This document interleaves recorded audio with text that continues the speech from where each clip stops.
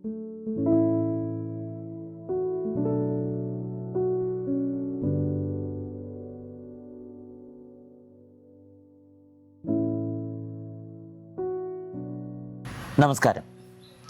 നമ്മുടെ രാജ്യത്തെ ശാസ്ത്ര പഠന ഗവേഷണ രംഗത്തെ പ്രമുഖ സ്ഥാപനമാണ് ഒഡീഷയിൽ ഭുവനേശ്വറിൽ സ്ഥിതി ചെയ്യുന്ന national institute for science education and research അഥവാ നൈസർ. നൈസറിലെ ഇൻ്റഗ്രേറ്റഡ് MSc പ്രോഗ്രാമിന് പഠിച്ചുകൊണ്ടിരിക്കുന്ന നിരഞ്ജൻ കൃഷ്ണയാണ് ഇന്ന് നമ്മളോടൊപ്പം ഉള്ളത്.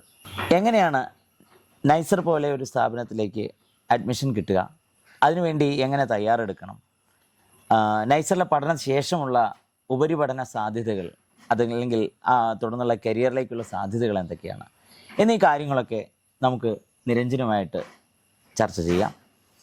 എല്ലാവർക്കും ഒരിക്കൽ കൂടി സ്വാഗതം. നിരഞ്ജൻ പഠിച്ചത് ഒരു പൊതുവിദ്യാലയത്തിലാണ്. അദ്ദേഹത്തിൻ്റെ ഹയർ സെക്കൻഡറി വിദ്യാഭ്യാസമൊക്കെ കേരള സ്റ്റേറ്റ് സിലബസിലായിരുന്നു. സ്റ്റേറ്റ് സിലബസിൽ നിന്ന് എങ്ങനെയാണ് നൈസർ എന്നുള്ള ഒരു ദേശീയ പഠന സ്ഥാപനത്തിലേക്കുള്ള ഒരു പ്രവേശനം കിട്ടുന്നത്? അതിനുവേണ്ടിയുള്ള തയ്യാറെടുപ്പ് എങ്ങനെയായിരുന്നു നിരഞ്ജൻ? സ്റ്റേറ്റ് സിലബസ് എന്ന് പറയുമ്പോൾ എനിക്ക് തോന്നുന്നു സ്റ്റേറ്റിലായാലും CBSEയിലായാലും പഠിക്കാനുള്ള സിലബസ് +1 +2 തലത്തിൽ ഒരുപോലെ ആയത് കാരണം എൻട്രൻസ് എന്നുള്ള രീതിയിൽ തയ്യാറെടുക്കുകയാണെങ്കിൽ വലിയ വ്യത്യാസം വരാൻ ഇടയില്ല എന്നാണ് ഞാൻ കരുതുന്നത്, ഏത് എൻട്രൻസിനായാലും. അപ്പോൾ നൈസറിലേക്ക് പരീക്ഷ എന്ന് പറയുന്നത് നെസ്റ്റ് എന്ന് പറയുന്ന പരീക്ഷയാണ് എഴുതേണ്ടത്. നാഷണൽ എൻട്രൻസ് സ്ക്രീനിങ് ടെസ്റ്റ് അഥവാ നെസ്റ്റ് എന്ന എക്സാം വഴിയാണ് നൈസറിലേക്കും അതേപോലെ അതിൻ്റെ സഹോദര സ്ഥാപനമായ CBSEയിലേക്കും പ്രവേശനം കിട്ടുന്നത്. CBS മുംബൈയിലും നൈസർ ഒഡീഷയിലെ ഭുവനേശ്വറിലുമാണ് സ്ഥിതി ചെയ്യുന്നത്.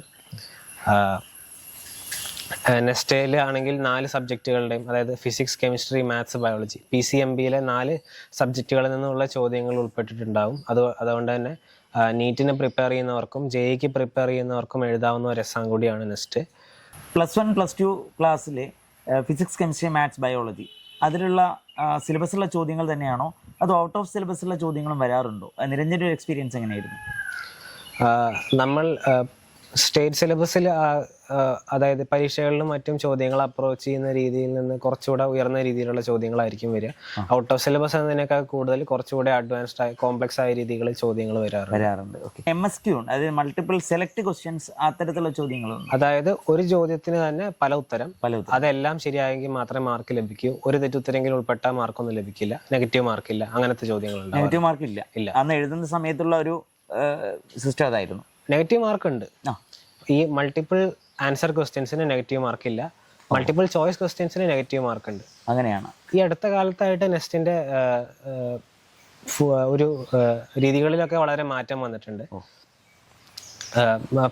മുമ്പായിരുന്നെങ്കിൽ ഞാൻ എഴുതുന്ന കൊല്ലമായിരുന്നു ഒന്ന് അവസാനം അങ്ങനെ ഉണ്ടായത്.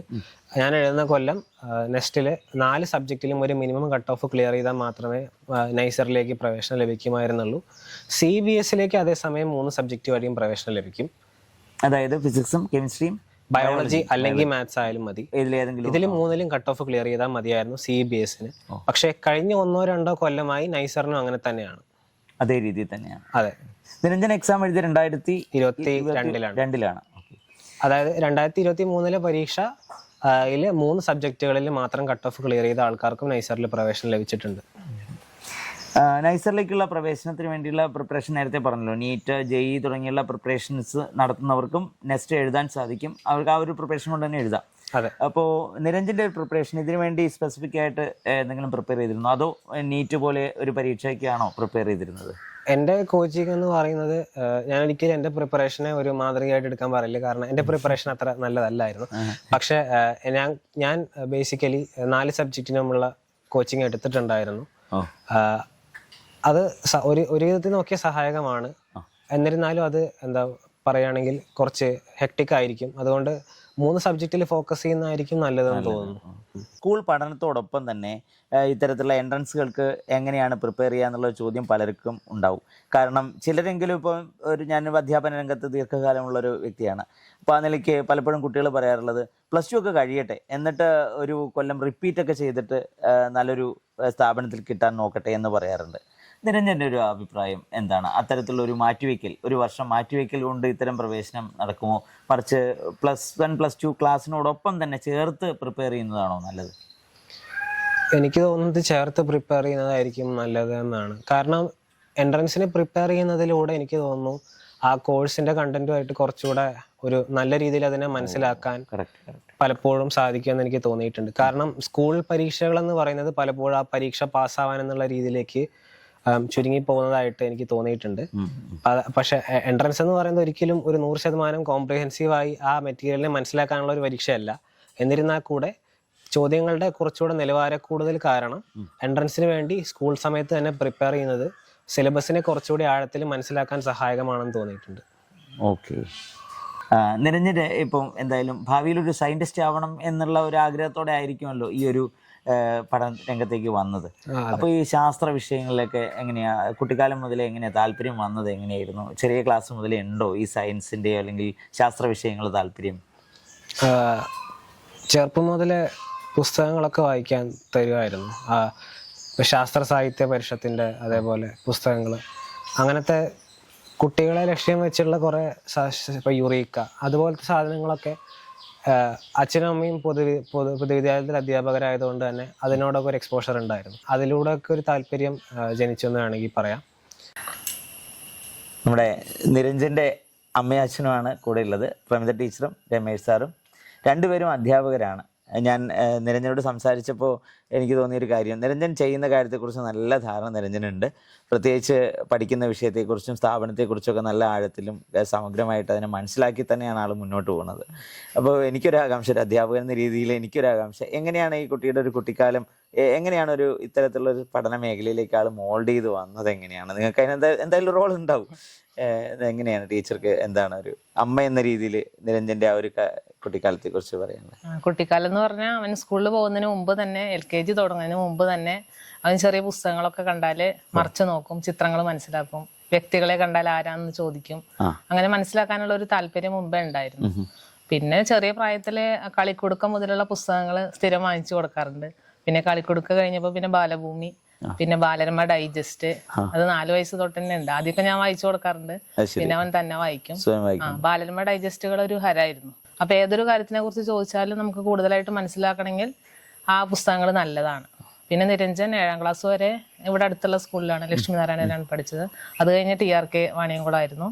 അവിടെ എത്തിയപ്പോൾ കുറെ മത്സരങ്ങളിൽ പങ്കെടുക്കാൻ നല്ല അവസരം കിട്ടി. ക്വിസ് മത്സരങ്ങള്, കലോത്സവത്തിന്, ട്രോഫികളാണ് നമ്മൾ കണ്ടത്. അതുപോലെ വായനാ മത്സരം, എല്ലാത്തിനും ധാരാളം അവസരം കിട്ടിയിട്ടുണ്ട്. അതിനൊക്കെ ഈ വായന സഹായിച്ചിട്ടുണ്ടെന്നാണ് വിചാരിച്ചത്. ശരിക്കും പറഞ്ഞാൽ കുട്ടികൾക്ക് ഈ കുട്ടിക്കാലത്തും സ്കൂളിലൊക്കെ ഇങ്ങനെ കിട്ടുന്ന ഈ മത്സരങ്ങളും അവസരങ്ങളും ആണ് അവരെ ശരിക്കും രൂപപ്പെടുത്തുന്നത് അല്ലേ? ക്ലാസ്സിലെ ഈ വിഷയം പഠിപ്പിക്കുന്നതിനേക്കാളും കൂടുതലായിട്ട് അവർ ഇൻഫ്ലുവൻസ് ചെയ്യുന്ന കാര്യങ്ങൾ. ശരിക്കും ശാസ്ത്രമേളയൊക്കെ പറഞ്ഞാല് നന്നായി സ്വാധീനിച്ചിട്ടുണ്ട്. ഓരോ പ്രൊജക്ടുകളൊക്കെ കുറെ സർവേ ഒക്കെ ശരിയായ മെത്തേഡിലാണ്. നിരഞ്ജന്റെ ഒരു ഫ്രണ്ടും ഉണ്ടായിരുന്നു, ഗോകുൽ എന്ന് പറഞ്ഞിട്ട്. അവർ രണ്ടുപേരും കൂടി കുറെ പ്രൊജക്ടുകൾ ചെയ്തിട്ടുണ്ട് ശാസ്ത്രമേളയ്ക്ക്. അതൊക്കെ ഇപ്പൊ ഇതിനെ സഹായിച്ചു എന്ന് വിചാരിക്കുന്നു. അതായത് ശരിക്കും പറഞ്ഞാൽ ഒരു സുപ്രഭാതത്തിൽ ഒരു എൻട്രൻസ് പാസ്സായി ഒരു കോളേജിൽ ചെന്നോ അല്ലെങ്കിൽ ഒരു സ്ഥാപനത്തിൽ ചെന്നിട്ടുണ്ടാവുന്നതല്ല ശരിക്കുള്ള ഒരു ശാസ്ത്രാഭിരുചി എന്നുള്ള കാര്യം. അത് ശരിക്കും കുട്ടിക്കാലം മുതൽ ഇങ്ങനെ രൂപപ്പെട്ടു വരേണ്ടതാണ്. മാസ്റ്റർ സപ്പോർട്ട് എങ്ങനെയായിരുന്നു? പൊതുവെ പഠിത്തത്തിന്റെ കാര്യത്തിലൊക്കെ ഇടപെടാൻ സമയം കിട്ടിയിരുന്നോ? പഠിത്തത്തില് ഞാൻ അങ്ങനെ ഇടപെടാറില്ല. പക്ഷെ HM ആണല്ലോ. പിന്നെ വായന തന്നെ അവന് പ്രധാനമായിട്ട് വായന തന്നെയാണ്. വായന എല്ലാ പുസ്തകങ്ങളും നന്നായി വായിക്കുന്ന രീതിയിൽ വായനയുടെ ഒരു ലോകത്ത് തന്നെയാണ് അധികം. എല്ലാ പുസ്തകങ്ങളും എവിടെ കണ്ടാലും വായിച്ച് അങ്ങനെ ഒരു ധാരണ. ക്വിസ് മത്സരങ്ങളിൽ വ്യാപകമായി പങ്കെടുത്തിരുന്നു. പിന്നെ വായനാ മത്സരങ്ങൾ ജില്ലാതലത്തില് ടാലന്റ് സെർച്ച് എന്ന് പറഞ്ഞിട്ട് സ്റ്റേറ്റ് ലെവലിൽ പോയി 3ാം സ്ഥാനം കിട്ടിയിട്ടുണ്ട്. അങ്ങനെ കലാമത്സരങ്ങളിലും താല്പര്യമുണ്ട്. എഴുത്തും, ഇംഗ്ലീഷ് എഴുത്തും, ഹിന്ദി എഴുത്തും എല്ലാം താല്പര്യമുണ്ട്. അതൊക്കെ വായന ബേസ് ചെയ്തിട്ടാണ് അതൊക്കെ വന്നതെന്ന് വിചാരിക്കുന്നു. ഏറ്റവും പ്രധാനപ്പെട്ട ഒരു കാര്യം ഇത് തന്നെയാണ്. കാരണം നമ്മളെ കുട്ടിക്കാലം മുതൽ നമ്മൾ വളർത്തിയെടുക്കേണ്ട ഒരു ശീലമാണ് വായന എന്ന് പറയുന്നത്. ഒരുപക്ഷെ കുട്ടികൾ സ്വാഭാവികമായി വായിക്കാൻ താല്പര്യമില്ലാത്ത കുട്ടികളുണ്ടാവാം. അവരെയും ചെറിയ ചെറിയ ഇത്തരത്തിലുള്ള പുസ്തകങ്ങൾ കൊടുത്ത് അവരെ വായനയിലെ താല്പര്യത്തെയും അഭിരുചിയും വളർത്തിയെടുക്കണം എന്നുള്ളത് തന്നെയാണ് നിരഞ്ജനെ പോലുള്ള കുട്ടികൾ നമുക്ക് കാണിച്ചു തരുന്നത്. പ്രത്യേകിച്ച് അവർ അധ്യാപകരായതുകൊണ്ട് അവരുടെ രക്ഷിതാക്കൾക്ക് കുറച്ചുകൂടി നന്നായി പിന്തുണയ്ക്കാൻ പറ്റിയിട്ടുണ്ടാവും. പക്ഷേ ഇത്തരത്തിലുള്ള ചില ഇൻ്റർവ്യൂസൊക്കെ നമ്മൾ കൊടുക്കുന്നതിൻ്റെ ഒരു കാരണം തന്നെ ഇതിൻ്റെ ഒരു അടിസ്ഥാനം എന്താണ്? ഒരു ടാലന്റ് എങ്ങനെയാണ് രൂപപ്പെട്ടു വരുന്നത്, ഒരു പ്രതിഭ എങ്ങനെയാണ് വളർന്നു വരുന്നത്, അത് രക്ഷിതാക്കൾക്കുള്ള പങ്ക് എന്താണ്, അധ്യാപകർക്കുള്ള പങ്ക് എന്താണ് എന്ന് മനസ്സിലാക്കാൻ കൂടിയാണ് ഇത്തരത്തിലുള്ള അഭിമുഖങ്ങളിലൂടെ ഞങ്ങൾ ശ്രമിക്കുന്നത്. എന്തായാലും വളരെ സന്തോഷം. പ്രത്യേകിച്ച് നിരഞ്ജനെ പോലെ ഒരു മിടുക്കനായ കുട്ടിക്ക് രക്ഷിതാക്കളായിരിക്കാൻ പറ്റുന്നത്, അതിനേക്കാൾ ഉപരി ഒരുപക്ഷെ നമ്മുടെ നാളേക്ക്, നല്ല നാളേക്ക് വേണ്ടിയിട്ട് ഇത്തരത്തിലുള്ളൊരു ഗവേഷണ പ്രതിഭയൊക്കെ വളർന്നു വരേണ്ടത് ലോകത്തിന് തന്നെ ആവശ്യമാണ്. അതിന് വഴിവെക്കാൻ സാധിച്ചത് രക്ഷിതാക്കൾ എന്ന രീതിയിലും അധ്യാപകർ എന്ന രീതിയിലും നിങ്ങൾ വലിയൊരു പങ്ക് വഹിച്ചു. സന്തോഷം, വളരെ സന്തോഷം.